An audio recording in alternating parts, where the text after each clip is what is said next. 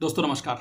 मेरा नाम अजय यादव है और जैसे कि आप सभी जान रहे हैं कि हम लोग एक सेशन चला रहे हैं, जो कि सेशन चल रहा है हमारा हॉस्टल वार्डन पर।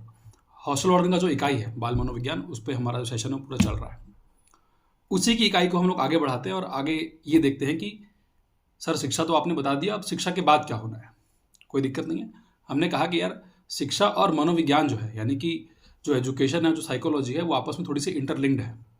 कैसे इंटरलिंक्ड है, थोड़ा सा हम लोग समझने की कोशिश करेंगे और आज ये जानने की कोशिश करेंगे कि एक्चुअली मनोविज्ञान का इतिहास क्या है।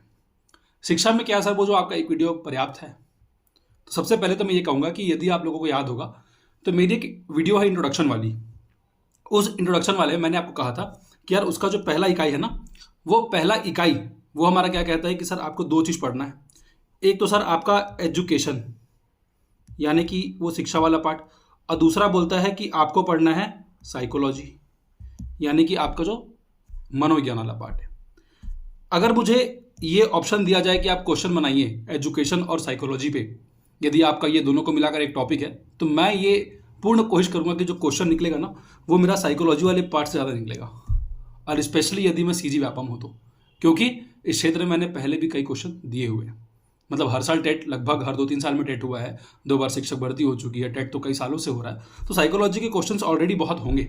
शिक्षा के जो क्वेश्चन हैं मेरे हिसाब से वो बहुत ज़्यादा आने के चांसेस नहीं है। मैं ये नहीं कह रहा हूँ कि सर आप सिलेबस से क्वेश्चन नहीं आएगा, मैं कह रहा हूँ सिलेबस से क्वेश्चन आएगा, बट ये दोनों है ना, ये दोनों एक ही इकाई में है, शिक्षा भी और साइकोलॉजी भी, यानी कि हमारा एजुकेशन भी और साइकोलॉजी भी। तो मैं ये कह रहा हूँ कि एजुकेशन को केवल बेसिक्स जानो, और यदि आपको मैं आज थोड़े से 2-4 क्वेश्चंस भी कराऊंगा कि एक्चुअल में कैसे साइकोलॉजी से क्वेश्चंस आए हुए हैं, तो वहां पर ना आपको थोड़ा सा क्लियर भी हो जाएगा कि एक्चुअल में कैसे, किस लेवल के क्वेश्चन जो है वो व्यापम पूछता है। तो इसीलिए मैं बहुत ज़्यादा देरी नहीं करूंगा और चालू करूंगा अपना जो सेकंड लेक्चर है, जो कि मेरा एक्चुअली अब चालू होने वाला साइकोलॉजी यानी कि मनोविज्ञान पे। और मैं पहले ही कह रहा हूँ कि यार साइकोलॉजी ना बेस है। मतलब अगर मनोविज्ञान, अगर कल का लेक्चर, आने वाला लेक्चर ये आपको समझना है कि सर मनोविज्ञान के संप्रदाय जो कि मेरा अगला लेक्चर होने वाला है, उसमें क्या होगा, तो ये ज़रूरी है कि आप ये समझिए कि कैसे मनोविज्ञान का क्या इतिहास रहा, कैसे मनोविज्ञान आज एक्चुअली मॉडर्न साइकोलॉजी है, और कैसे ये आगे भविष्य में इस साइकोलॉजी को हम देखने वाले हैं। ठीक है, तो स्टार्ट करते हैं साइकोलॉजी के इतिहास से, यानी कि इसकी हिस्ट्री क्या है। तो यार अगर मेरे को कोई पूछेगा ना कि सर साइकोलॉजी एक्चुअल में है क्या, और यदि मैं आपसे पूछूं कि आप लोग मनोविज्ञान को आप लोग क्या समझते हैं, तो एक तो ये है ना कि सर पहली बार तो सिलेबस में जुड़ा है। हमने कभी ना सर ये साइकोलॉजी ऐसी कुछ चीज़ सुनी नहीं थी। मतलब जानते थे कि लोग जा रहे हैं, परामर्श लेने जा रहे हैं, काउंसलिंग लेने जा रहे हैं किसी साइकोलॉजिस्ट के पास, बट कभी ऐसी नौबत आई नहीं कि हमें साइकोलॉजी पढ़नी पड़े। मैं कह रहा हूँ ठीक है, कोई दिक्कत नहीं। हम भी स्टार्ट करेंगे कि सर आपका जो मनोविज्ञान है वो एक्चुअल में स्टार्ट कहाँ से होता है। मनोविज्ञान का बहुत सिंपल है कि सर एक काम करते हैं, इसको हम लोग इंग्लिश वाला को साइड में रख लेते हैं। साइकोलॉजी बेटर है कि इंग्लिश में ना जाने से पहले सर थोड़ा हिंदी वाले को समझा दो। चलो ठीक है, मनोविज्ञान को थोड़ा सा संधि विच्छेद कर लेते हैं। ये और कुछ नहीं है, ये मनाधन विज्ञान है। ठीक है, ये मनाधन विज्ञान हो गया। मना का यदि मैं हिंदी वाला सेक्शन को देखता हूं कि सर ये क्या होगा, तो मैंने कहा चलिए ठीक है मना का मतलब है सर मन, और विज्ञाना का मतलब क्या है तो पता ही चल रहा है कि सर विज्ञान है। इंग्लिश वाला साइड थोड़ा देखोगे तो सर मन का मतलब माइंड है, विज्ञान का मतलब साइंस है। ये और कुछ नहीं है, ये एक प्रकार से मन का विज्ञान है। मतलब हमारा जो मन है, जिसकी हम बात करते हैं कि आज मेरा पढ़ने का मन नहीं कर रहा है, उसी मन की बात चल रही है कि ये उसी का विज्ञान है, और उसी के विज्ञान को समझना ही साइकोलॉजी है, यानी कि मनोविज्ञान है। ये इस हिंदी वाला शब्द है ना, उसका रूपांतरण हो गया कि सर मनोविज्ञान का एक्चुअली मीनिंग क्या है। दूसरा ये है कि सर साइकोलॉजी, अब साइकोलॉजी में इससे पहले कि मैं ये जाऊं कि ये साइकोधन लोगोस है, मैं एक चीज क्लियर कर देता हूं यार। साइकोलॉजी ना शुरू से कभी साइकोलॉजी लोग पढ़ते नहीं आए। ये नहीं हुआ है कि मतलब जैसे आप सुनोगे ना कि गणित को बहुत प्राचीन समय से लोग पढ़ रहे हैं, सर गणित जैसा कोई विषय था और लोग पढ़ते ही आ रहे हैं। आर्यभट्ट को आप सुन रहे होंगे, अब बहुत से लोगों को रामानुजम को सुन रहे होंगे, और वो बहुत पुराने लोग हैं, आप उनको सुन रहे हैं, और आज भी गणित में कई शोध हो रहे हैं। साइकोलॉजी में शुरू से कोई ऐसा एविडेंट नहीं है, ऐसा कोई हमारे पास सबूत नहीं है कि लोग साइकोलॉजी पढ़ते थे। एक्चुअल में ना एक बहुत रोचक विषय था। एक रोचक विषय कौन सा, उसको हम लोग कहते हैं दर्शन शास्त्र। आप सभी इस चीज़ को अच्छे से जानते हैं। लोगों के अपने अपने दार्शनिक विचार होते हैं सर। दार्शनिक विचार मतलब हर व्यक्ति का नहीं हो सकता भैया। एक जिसकी कॉग्निटिव लेवल, यानी कि जिसका संज्ञानात्मक विकास, इंटेलेक्चुअल बौद्धिक विकास इस लेवल पर पहुंच जाता है कि उसकी बातें अच्छी लगने लगी, उसकी बातें आपके जीवन से मेल खाने लगी, तब तो वो दर्शन शास्त्री हुआ। और वैसे ही पुराने समय में दर्शन शास्त्रियों को काफ़ी इज्जत मिलती थी और इन्हीं लोगों की लोग सुना करते थे। एक प्रकार से ये लोग संत हुआ करते थे। तो दर्शन शास्त्र, जब कोई व्यक्ति यदि दर्शन शास्त्र के बारे में बोल रहा है तो वही दर्शन शास्त्री लोग ही एक्चुअल में साइकोलॉजिस्ट, वर्तमान के साइकोलॉजिस्ट है जो कि मनोवैज्ञानिक है, वही लोग हुआ करते थे जो एक्चुअल में उस समय के दर्शन शास्त्री ही थे। तो दर्शन शास्त्र जैसा विषय महाकाल, एकदम बड़ा विषय, एकदम महाकाय विषय है, राइट। अब उसके जैसा बड़ा विषय, उसमें एक छोटा सा इकाई हमने लास्ट में जोड़ दिया मनोविज्ञान का। जैसे आप लोग अगर गणित पढ़ते हैं ना, तो गणित पढ़ोगे ना तो देखना गणित का पूरा 10वीं का किताब उठा लो, 10वीं का किताब उठाओगे तो सब अच्छे से दिया है। फिर लास्ट में देखोगे तो एक आध दो चैप्टर रहता है प्रोबेबिलिटी का, स्टैटिस्टिक्स का, सांख्यिकी का। अब स्टैटिस्टिक्स इसका मतलब थोड़ी कि बहुत छोटा है, स्टैटिस्टिक्स अपने आप में एक बहुत बड़ा विषय है, लेकिन चूंकि उस समय में 10वीं के समय में उसको इतना ही जानना जरूरी है, तो वैसे ही पहले दर्शन शास्त्र के अंतर्गत एक छोटा सा इकाई हम मनोविज्ञान का जोड़ देते थे। लास्ट के चैप्टर्स में मान लो इसको जोड़ दिया करते थे। ऐसा था नहीं एक्चुअली, दर्शन शास्त्र के अंतर्गत कुछ चीजें मनोवैज्ञानिक होती थी जिसको लोगों को समझाते थे। तो वहां से फिर मेरा मनोविज्ञान का उदय होता है और ये समझ में आता है कि सर जो एक्चुअल में आप जो साइकोलॉजी कह रहे हैं वो एक्चुअल में उठ के आया दर्शन शास्त्र से। मतलब यदि मैं आप लोगों से ये कभी प्रश्न पूछूं कि साइकोलॉजी बताओ कहाँ से उठ के आया है, इसका जो एक्चुअल में फादर कौन सा विषय है, कौन सा सब्जेक्ट है, तो आप कहोगे कि सर वो क्या है, दर्शन शास्त्र। यहाँ पर मैं ये उम्मीद कर रहा हूँ कि ये क्लियर हो गया होगा कि यार साइकोलॉजी क्या है। अब इसका जो इंग्लिश वाला जो शब्द है जिसको आप लोग बात करते हैं, जो एक्चुअल में ग्रीक लैटिन से आया हुआ है, उसकी बात करते हैं कि सर उसको आप थोड़ा बता दीजिए। तो कोई दिक्कत नहीं है। साइकोलॉजी को तोड़ा गया और उसको बनाया गया, क्या बनाया गया, साइकी और लोगोस। मतलब हमने क्या किया, इसका जो ग्रीक वाला जो लैटिन है हमने उसका ले लिया और हमने कहा कि सर वहां से आया मेरा साइकी और लोगोस।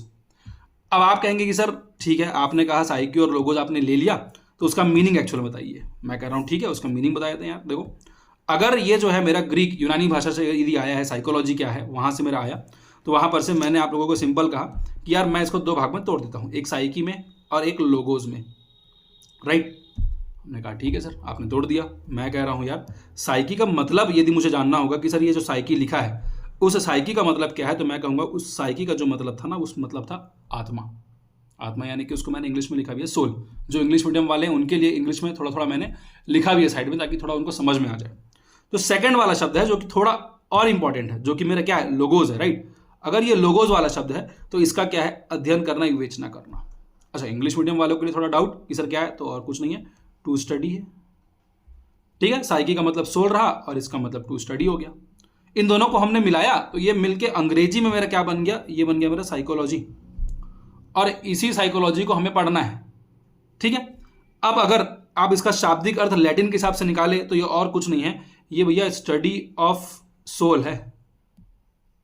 यानी किसकी बात कर रहा है सर, ये अध्ययन है, किस चीज का अध्ययन है, तो आपने कहा ये आत्मा का अध्ययन है, ठीक है।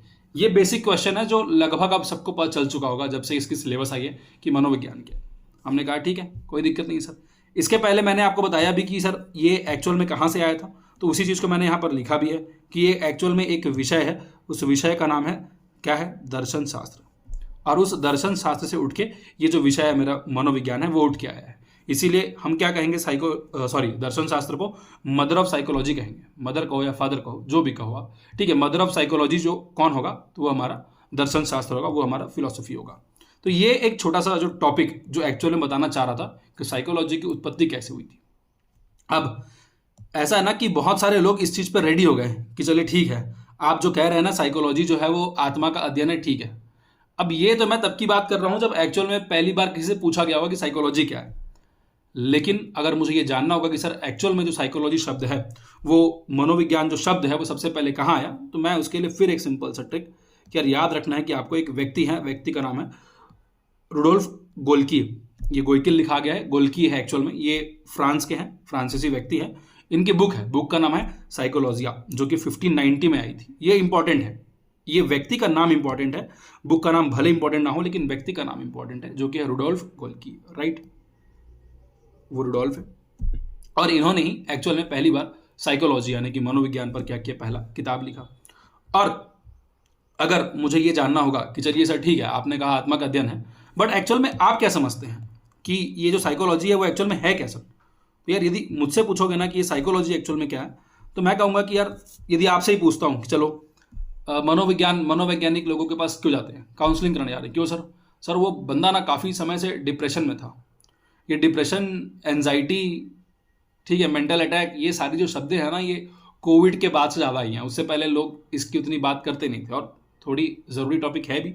चलो ठीक है, अगर मेरे को ये जानना होगा कि सर मनोविज्ञान यानी कि ये जो मेरा साइकोलॉजी है ये क्या है, तो यार उसके लिए बहुत सिंपल है कि आपको समझना पड़ेगा ये क्या क्या चीज़ है। चलो, एक तो यार ये अपने आप में ना एक सब्जेक्ट हो गया है अब, ठीक है।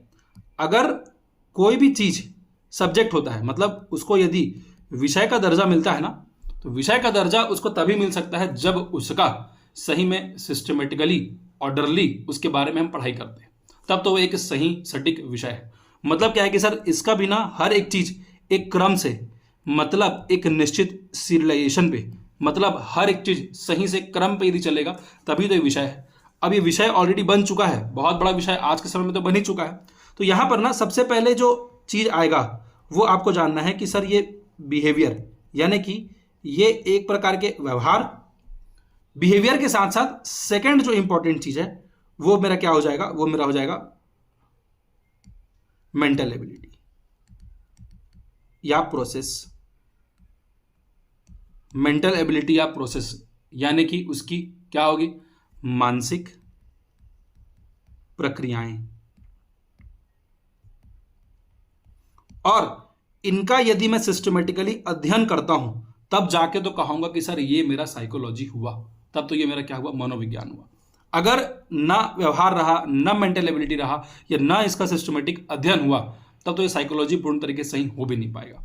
तो मैंने कहा ठीक है सर, तो उसी हिसाब से मैंने कहा कि एक्चुअल में ये क्या है, तो हमने कहा कि ये और कुछ नहीं है सर, आपने बताया अभी बहुत सिंपल है कि जो साइकोलॉजी है उसको यदि मेरे को जानना होगा तो मैंने पहले ही कहा था कि एक विज्ञान है, मनाधन विज्ञान वाले में विज्ञान वाला हिस्सा, एक सिस्टमेटिकली मतलब एक क्रमबद्ध सीरियलाइजेशन, मतलब एक क्रम से निश्चित सीरियल के हिसाब से पढ़ेंगे, एक ऑब्जर्वेबल बिहेवियर। ऑब्जर्वेबल ही क्यों, प्रेक्षणीय ही क्यों, क्योंकि भैया अगर किसी का व्यक्ति का व्यवहार यदि हमें देखना है तो एक्चुअल में ना आगे चल के जब हम लोग एक चीज पढ़ेंगे व्यक्तित्व यानी कि पर्सनैलिटी चैप्टर है, वहां पर एक व्यक्ति को पढ़ेंगे, व्यक्ति का नाम है सिगमंड फ्रायड।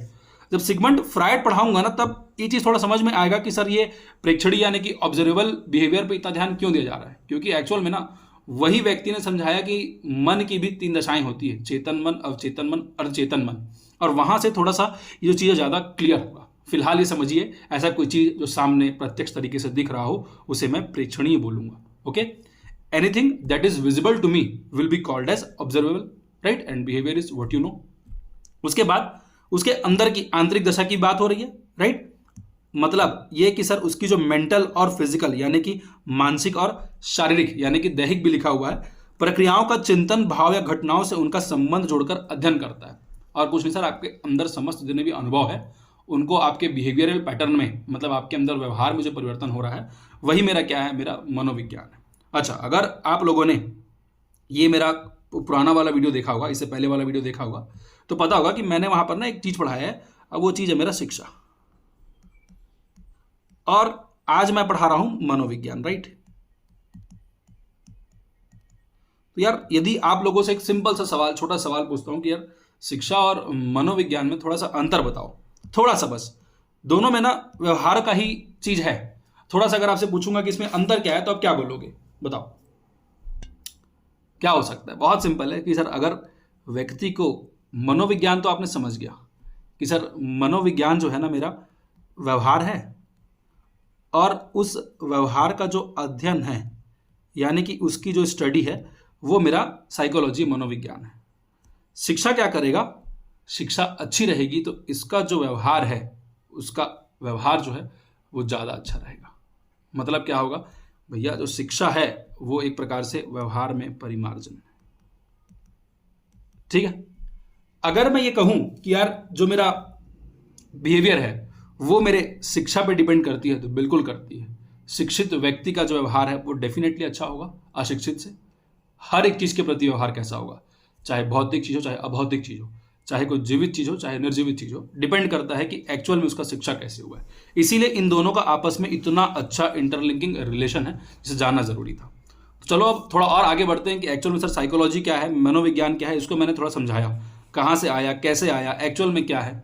अब थोड़ा और आगे चलते हैं कि सर ये क्या ये शुरू से ही मेरा ऐसा रहा कि हम लोग उसको इस लेवल पे पढ़ रहे हैं कि वो क्या है, मेरा आत्मा है। तो मैं कहा ठीक है यार, लेकिन ऐसा है नहीं।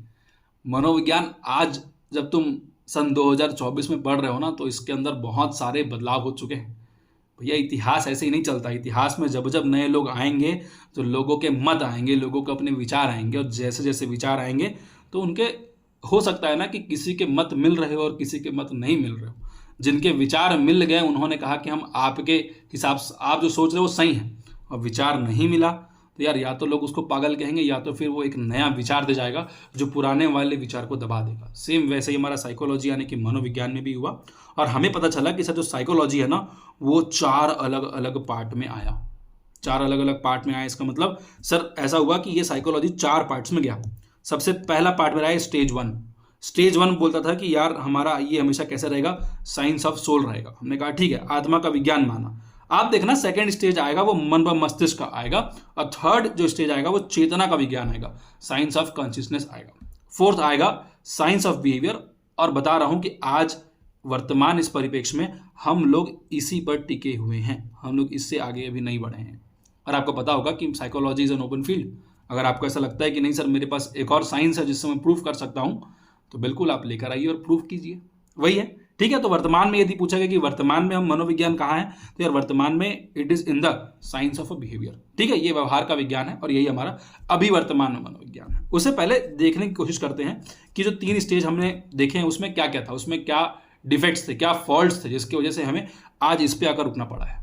ठीक है, पहला वाला जो है जो कि मेरा आत्मा का विज्ञान है, जो कि एक्चुअल में साइंस ऑफ द सोल है। तो यार ये ऐसा है ना कि सबसे पहले लोगों ने कहा कि यार मतलब अगर मैं 16वीं सेंचुरी तक लोगों से पूछता, किसी को यदि 10वीं सेंचुरी में अगर कोई रहा होगा, अगर मान लो अकबर रहा होगा, उससे पूछता यार आप क्या समझते हैं मनोविज्ञान क्या होगा, तो वो बोलता है यार जहां तक मैं सुना हूं ना कि जो मनोविज्ञान है वो आत्मा का विज्ञान है। ऐसा कुछ चीज, ऐसा कुछ स्टडी, ऐसा कुछ अध्ययन जो आत्मा की बात करता हो वही मनोविज्ञान है। कोई दिक्कत नहीं है, उस समय तक लोग ऐसा मानते थे। और इस समय तक आपने क्या देखा कि यार ये सबसे पहला स्टेज रहा, और वहां पर लगभग ये 16वीं सेंचुरी तक चला भी है कि लोगों ने इसे माना भी है। अब क्या होता है ना कि यार यहाँ पर लोगों के मत मिले ना, इतने साल तक मत मिले, बहुत साल तक मत मिले हैं। इसको देने वाले व्यक्ति एरिस्टोटल है, डेकार्टे, रेने डेकार्टे है। ये आप लोगों ने फिलोसफी पढ़ा होगा ना, तो इसमें इन सभी लोगों को आप सुनते हैं। रुडोल्फ गोल्की, राइट, जिसको मैंने थोड़ी देर पहले कहा 1590 साइकोलॉजी बुक, वो इन्हीं की देन है, वो इन्हीं की बात कर रहा था, राइट। अब दिक्कत क्या हुआ कि इसकी ना होने लगी आलोचना। किस चीज का आलोचना हुआ कि यार आत्मा आप कैसे बोल सकते हो, क्यों नहीं बोल सकते? क्योंकि यदि थोड़ा पहले आपको यदि याद आ रहा होगा ना, तो हमने अभी कहा है सर कि ये एक प्रकार का क्या है सर, ये प्रेक्षणीय व्यवहार है। साइकोलॉजी जो है, मनोविज्ञान जो है, प्रेक्षणीय व्यवहार है। मतलब ये है कि सर ये ना ऑब्जर्वेबल है, इसको हम ऑब्जर्व कर सकते हैं, इसको हम देख सकते हैं।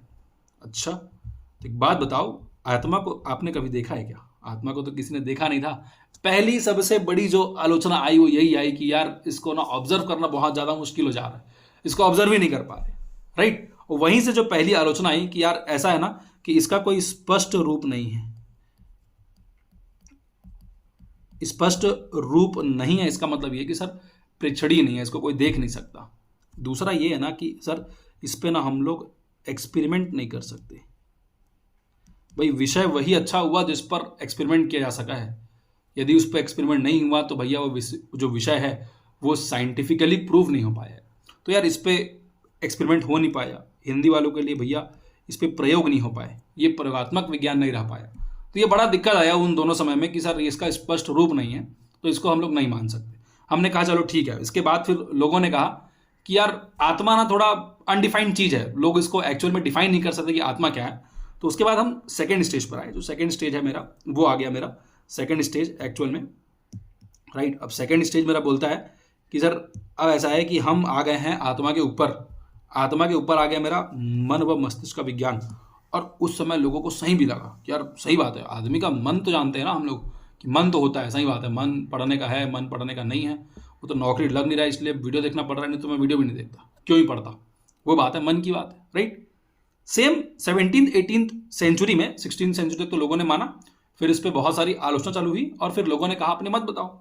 सेकंड मत आया जो कि बहुत इंपॉर्टेंट हुआ पोम्पनाजी का, बहुत अच्छे मनोवैज्ञानिक, इन्होंने कहा कि यार ऐसा है कि ज़्यादा क्लियरली डिफाइंड है कि एक्चुअल में कि हमारा मन और मस्तिष्क कैसा होगा। तो लोगों ने कहा वो भी ठीक है, मतलब फिर कहा कि यार ऐसा है ना कि ये जो मन व मस्तिष्क है ये थोड़ा बेटर लग रहा है। किससे बेटर लग रहा है? सोल से बेटर लग रहा है। और लोगों ने इसमें हामी भरी भी, क्योंकि बिल्कुल थोड़ी सी वेल डिफाइंड चीज़ है, पूर्ण तरीके से मन डिफाइंड आज भी नहीं है। मैं ये नहीं कह रहा हूँ कि माइंड जो है पूरा डिफाइंड चीज़ है, नहीं, but it's better than soul, वहाँ से बेटर है। तो हमने कहा ठीक है सर। उसके अंदर फिर बहुत सारे इसके समर्थक आए। समर्थक में फिर कौन? सबसे मोस्ट इंपॉर्टेंट तो मेरा पोम्पोनाजी, फिर आए बर्कले, जॉन लॉक, लेबिन्स। और जॉन लॉक थोड़ा इंपॉर्टेंट इसलिए भी होता है ना क्योंकि ये व्यक्ति जो है ये बाल मनोविज्ञान के लिए बहुत इंपॉर्टेंट रहा है। अब जॉन लॉक की बात आई है तो एक बात बताऊं कि जॉन लॉक ने क्या बोला। जॉन लॉक ना बच्चों को बोलते थे टेबुला रासा। टेबुला रासा इसका कोई हिंदी रूपांतरण नहीं है, मैं फिर भी आपको बता रहा हूं कि ये और कुछ नहीं, ये कहते थे कि बच्चे जो है ना वो कोरी स्लेट के समान है। कोरी स्लेट के समान इसका मतलब क्या है कि बच्चे जब वास्तविक जगत में आते हैं तो उनका जो दिमाग होता है वो ब्लैंक स्लेट होता है, मतलब एक प्रकार का ब्लैंक होता है जिसमें आप जैसा फीड करेंगे, जैसा उन्हें एक्सपीरियंस देंगे वो वैसा बढ़ते जाएंगे। बिल्कुल सही है। तो इसी हिसाब से उन्होंने ये कहा कि यार उनका बच्चों का जो मन है वो टेबुला रासा है, मतलब उनका जो मन है वो ब्लैंक है, आप उस पर जैसा एक्सपीरियंस डालेंगे, जैसा आप उन्हें सिखाएंगे बनते जाएंगे। तो यार इन्होंने मन पे जोर दिया, तो इसीलिए यार ये मेरा क्या हो गया, मन और मस्तिष्क का विज्ञान। अगर यार आत्मा को किसी ने देखा नहीं है तो क्या आपको लगता नहीं कि सर वो सेम आलोचनाएं इसकी भी तो होगी सर, वही सेम आलोचनाएं कि सर इसका भी ना कोई एक्चुअल में स्पष्ट रूप है नहीं सर। और तो और सर आप मन पे कैसे एक्सपेरिमेंट कर सकते हो? तो हमने कहा हाँ यार बात तो ठीक है, मन पे भी तो एक्सपेरिमेंट नहीं कर सकते। सेम स्थिति यहाँ उत्पन्न हुई और सेम स्थिति उत्पन्न होने के बाद हमने कहा कि सर इसको भी ना खारिज करना पड़ेगा। तो हमने कहा अच्छा तो फिर तीसरा चीज बताओ जो थोड़ा सा सही लगे। तो तीसरा स्टेज जो आया जो कि लगभग 19वीं सेंचुरी पे आया, जिस पर काफी समर्थक भी मिले, वो मेरा आया स्टेज थ्री, जिसको मैं बोलता हूं चेतना का विज्ञान। राइट, चेतना का विज्ञान यानी साइंस ऑफ कॉन्शियसनेस। और ये थोड़ी मोस्ट इंपॉर्टेंट हो भी गई। ठीक है यहां पर आप लोग एक विशेष साल को देखेंगे, वो साल जो है इसमें दर्शाया नहीं गया है।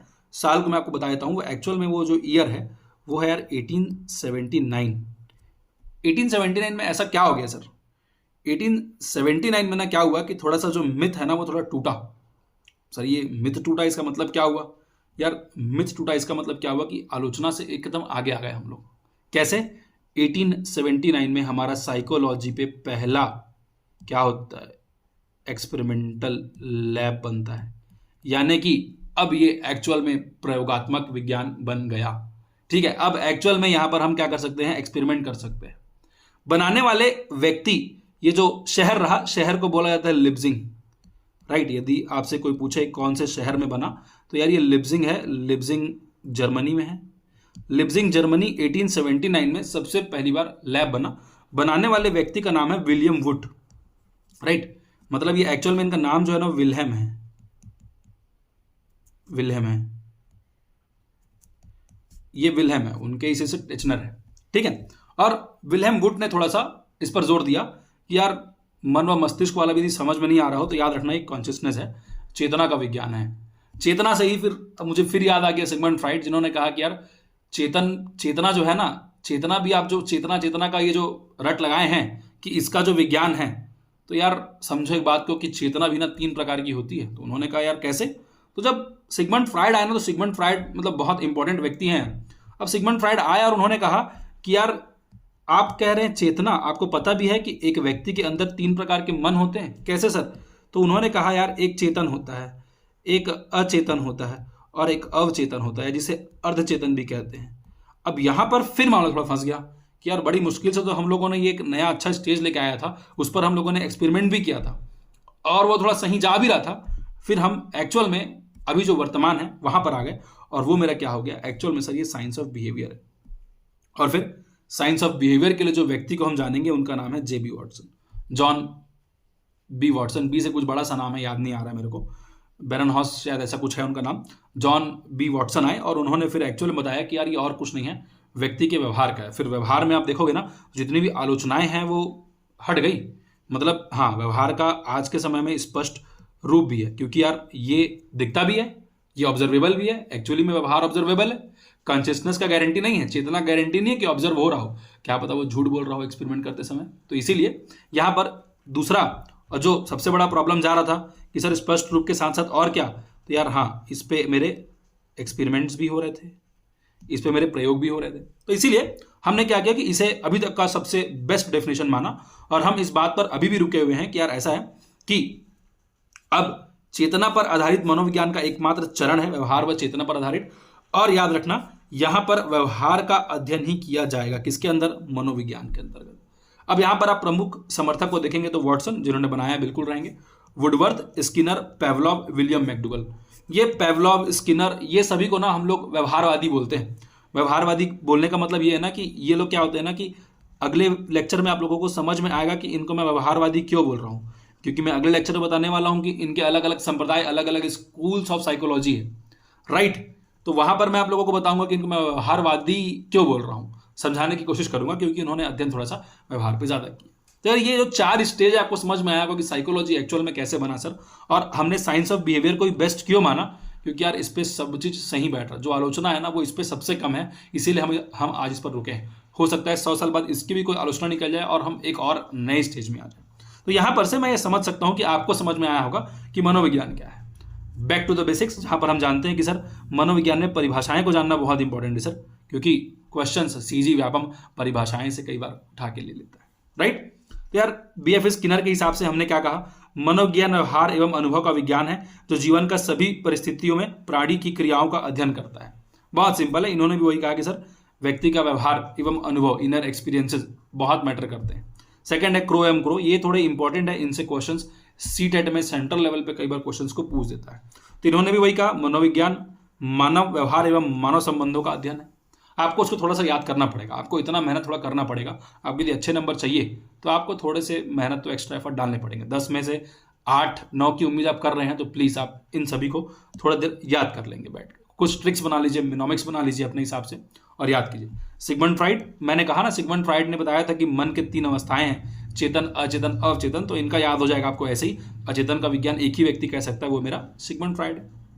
और मैंने जेबी वाटसन भी ले लिया। इनका तो यार बहुत सिंपल है, मनोज्ञान व्यवहार का विशुद्ध व घनात्मक विज्ञान, एक पॉजिटिव एस्पेक्ट ऑफ साइंस है, ठीक है। इन्होंने कहा वुडवर्थ के अनुसार, देखो वुडवर्थ का जो स्टेटमेंट है ये थोड़ा समझने की आप कोशिश करना कि यार मनोविज्ञान ने सर्वप्रथम अपनी आत्मा का त्याग, यानी कि 16th सेंचुरी वाली बात कि वो आत्मा का विज्ञान को छोड़कर फिर मन व मस्तिष्क में चला गया। फिर उसने क्या किया, सेकंड पोम्पनाजी वाला मन व मस्तिष्क में आ गया। थर्ड, फिर चेतना खोई, चेतना भी हमने खो दिया। थर्ड स्टेज जो आया था, हमने कहा था कि विल्हेम वुड ने आया और उन्होंने कहा चेतना का विज्ञान है, उसको भी हमने खो दिया।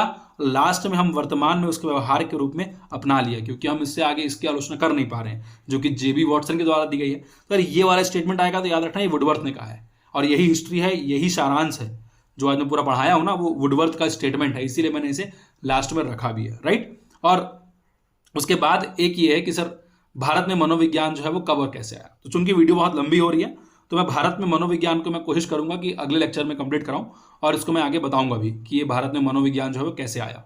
उसके पहले आप लोगों के लिए एक क्वेश्चन है, आपको ये बताना है। देखो एक क्वेश्चन जो है वो आया हुआ है। क्वेश्चन क्या बोलता है कि प्रथम मनोवैज्ञानिक प्रयोगशाला किसने स्थापित की थी। बहुत सिंपल है, आपको ही पता है वो कब हुआ था। तो सर वो 1879 में हुआ था। कहाँ हुआ? तो सर वो लिप्जिंग में हुआ था। सर लिप्जिंग कहाँ है? जर्मनी में था। अब वो कौन किया है वो आप लोग थोड़ा सा बताएंगे, ऑप्शन में कौन है ABC, ये आप लोग थोड़ा बताने की कोशिश करेंगे। सेकंड वाला, यदि लोगोस का अर्थ यदि ज्ञान है तो साइकिक अर्थ क्या होगा। ये जो क्वेश्चन है ना ये हो गया था विलोपित, और ये क्वेश्चन विलोपित क्यों हुआ ये आपको ये वीडियो देखने के बाद समझ में आ जाएगा कि क्वेश्चन जो है विलोपित क्यों हुआ। जब ऑप्शंस को देखोगे ना तो समझ में आ जाएगा, क्वेश्चन को भी देखोगे समझ में आ जाएगा कि एक्चुअल विलोपित क्यों हुआ, राइट। थर्ड वाला जो कि प्री बीएड का है वो क्वेश्चन है कि मनोविज्ञान प्रारंभ में किसका अंग था। मैं उम्मीद कर रहा हूं कि ये वाला क्वेश्चन भी बहुत ईजी बनेगा आपसे, क्योंकि मैंने बहुत अच्छे तरीके से इसको एक्सप्लेन करने की कोशिश भी की। वेल चलिए ठीक है, आज की क्लास को यहीं रोकते हैं, और अगले क्लास जो कि आपको सैटरडे को मिलेगी उसके लिए आप प्लीज़ वेट करिए, और अच्छा लगे तो प्लीज़ चैनल को लाइक शेयर और सब्सक्राइब कीजिए। Thank you guys.